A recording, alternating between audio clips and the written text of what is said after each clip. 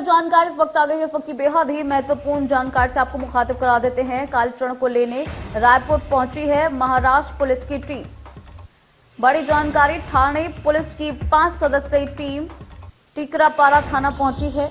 महाराष्ट्र के 5 थानों में कालीचरण के खिलाफ मामले दर्ज हैं। बड़ी जानकारी इस वक्त की यहां आपको बता दें कि कालीचरण को लेने रायपुर पहुंची है महाराष्ट्र पुलिस की टीम। और इसके साथ ही ये भी जानकारी आपको दे दें कि ठाणे पुलिस की 5 सदस्यीय टीम है ये जो यहां पहुंची है। महाराष्ट्र के 5 थाने ऐसे हैं जहां पर कालीचरण के खिलाफ मामले दर्ज हैं। 13 जनवरी तक न्यायिक हिरासत में कालीचरण है। महाराष्ट्र के 5 थानों में कालीचरण के खिलाफ मामले दर्ज हैं। बड़ी बात है, बड़ी जानकारी है इस वक्त की। आपको बता दें कि कालीचरण की गिरफ्तारी के लिए रायपुर पहुंची है महाराष्ट्र पुलिस की टीम। 5 सदस्यीय ये टीम है जो यहां पहुंची है और इसके साथ ही 13 जनवरी तक उनकी गिरफ्तारी को लेकर जानकारी आ रही है। कालीचरण को लेने पहुंची है रायपुर। ठाणे पुलिस की 5 सदस्यीय ये टीम है जो टिकरापारा थाना पहुंची है। महाराष्ट्र के 5 थानों में कालीचरण के खिलाफ अलग अलग मामले दर्ज हैं। 13 जनवरी तक न्यायिक हिरासत में कालीचरण रहेगा। तो 13 जनवरी तक उसकी कस्टडी ले ली गई है पुलिस के द्वारा। और इसके साथ ही बता दें कि बेहद ही महत्वपूर्ण जानकारी आ रही है। कालीचरण वो शख्स जिसके खिलाफ 5 अलग अलग थानों में, महाराष्ट्र के 5 अलग अलग थानों में मामले दर्ज हैं। और फिलहाल जो ठाणे की पुलिस है वो यहां पहुंच चुकी है, रायपुर पहुंची है कालीचरण की गिरफ्तारी के लिए। 13 जनवरी तक अब कालीचरण जो है वो न्यायिक हिरासत में रहने वाला है। और महाराष्ट्र के 5 थानों में कालीचरण के खिलाफ मामले भी दर्ज हैं। और जो टीम वहां पर पहुंची है वो 5 सदस्यीय टीम है जो रायपुर पहुंची है कालीचरण की गिरफ्तारी के लिए। तो कालीचरण को लेने रायपुर पहुंची महाराष्ट्र पुलिस की टीम। बड़ी जानकारी, ठाणे पुलिस की 5 सदस्यीय टीम टिकरापारा थाना पहुंची है। महाराष्ट्र के 5 थानों में कालीचरण के खिलाफ अलग अलग धाराओं में मामले दर्ज हैं। 13 जनवरी तक कालीचरण को न्यायिक हिरासत में रखा जाएगा। और यहां आपको बता दें कि अगर कालीचरण की बात करें तो महाराष्ट्र के अंदर अलग अलग 5 थानों में अलग अलग मुकदमे दर्ज हैं, अलग अलग मामले दर्ज हैं। फिलहाल जो टीम है वो 5 सदस्यीय टीम यहां पहुंच चुकी है। और जो कालीचरण है उसे कस्टडी में लिया गया है। 13 जनवरी तक कालीचरण को हिरासत में लिया गया है। बेहद महत्वपूर्ण जानकारी, कुछ तस्वीरें भी आपको दिखा रहे हैं। रायपुर की तस्वीरें हैं जहां महाराष्ट्र ठाणे की ये जो टीम है वो पहुंची है, कार्रवाई करती हुई नजर आ रही है तत्परता के साथ में। और जो कालीचरण है उसे हिरासत में लिया गया है। 13 जनवरी तक हिरासत में लिया गया है। बड़ी जानकारी है इस वक्त आपकी टेलीविजन स्क्रीन पर। ठाणे पुलिस की 5 सदस्यीय ये टीम है जो टिकरा थाना पहुंची है, टिकरापारा थाना पहुंची है। तो बड़ी जानकारी, 13 जनवरी तक न्यायिक हिरासत में ले लिया गया है कालीचरण। और यहां आपको बता दें कि महाराष्ट्र के 5 थानों में इसके खिलाफ अलग अलग धाराओं में मामले भी दर्ज हैं। इससे पहले उसने गांधी जी को लेकर गलत टिप्पणी करी थी जिसके बाद से वो विवादों में घिर गए थे। और अब फिलहाल 13 जनवरी तक के लिए कालीचरण को हिरासत में ले लिया गया। अमित चौरसिया हमारे साथ जुड़ गए ज्यादा जानकारी के साथ। अमित, गिरफ्तारी हो चुकी है, क्या कुछ जानकारी आ रही है इस गिरफ्तारी को लेकर? बिल्कुल दीपशिखा, जिस तरीके से कालीचरण महाराज के जो राष्ट्रपिता महात्मा गांधी को लेकर उन्होंने कड़वे बोल बोले थे उस पर गिरफ्तारी हुई और खजुराहो से गिरफ्तार करके जब पुलिस लाई यहाँ पर न्यायालय में पेश किया था। और न्यायालय के बाद यहाँ पर प्रथम दिन जिस तरीके से 2 दिन की पुलिस रिमांड दी गई और 2 दिन के बाद जब पुलिस ने यहाँ पर पेश किया क्या कोर्ट में, तो यहाँ से उन्हें 13 जनवरी तक की न्यायिक हिरासत में भेज दिया गया। एक तरह से उन्हें जेल दाखिल कर दिया गया। हालांकि अब कालीचरण का मामला तूल पकड़ता एक बार फिर से दिखाई दे रहा है। जिस तरीके से यहाँ पर अभी पुणे से भी पुलिस पहुंच गई है यहाँ पर छत्तीसगढ़ में। और कल 3 जनवरी को उसकी जमानत याचिका पर सुनवाई होनी है।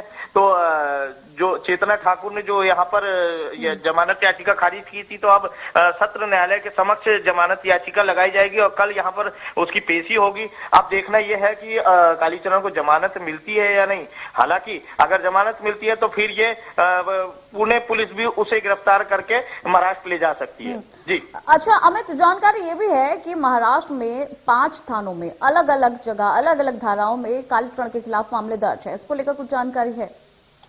बिल्कुल, जिस तरीके से पुणे में और साथ ही महाराष्ट्र के कई शहरों में जो उनके खिलाफ एफआईआर हुई है, तो एक तरह से कह सकते हैं कि ये पूरी तरीके से राष्ट्रपिता महात्मा गांधी के अपमान का मामला था, जिसमें उनके खिलाफ जो प्रकरण दर्ज किए थे विभिन्न स्थानों पर। तो कहीं ना कहीं ये जरूर है कि कांग्रेसियों द्वारा ये दर्ज कराए गए हैं, और अब देखना ये है कि क्या कांग्रेस, जिस तरीके से छत्तीसगढ़ कांग्रेस द्वारा उनके खिलाफ राष्ट्रद्रोह का मामला लगाया गया है, जबकि राष्ट्रपिता महात्मा गांधी को लेकर ठीक है कि उन्होंने अनर्गल बात कही थी, लेकिन आज एक बार फिर से भाजपा के पूर्व मंत्री ब्रजमोहन अग्रवाल ने उनको बाइज्जत बरी करने की मांग की है और बताया है कि कांग्रेस एक तरह से धार्मिक उन्माद बढ़ाना चाहती है। बिल्कुल वही अमित, क्योंकि एक बड़ा तबका जो है वो कालीचरण के फेवर में देखा जा रहा है। ऐसे में जब गिरफ्तारी हुई तो किस तरीके की स्थिति वहां देखने को मिली?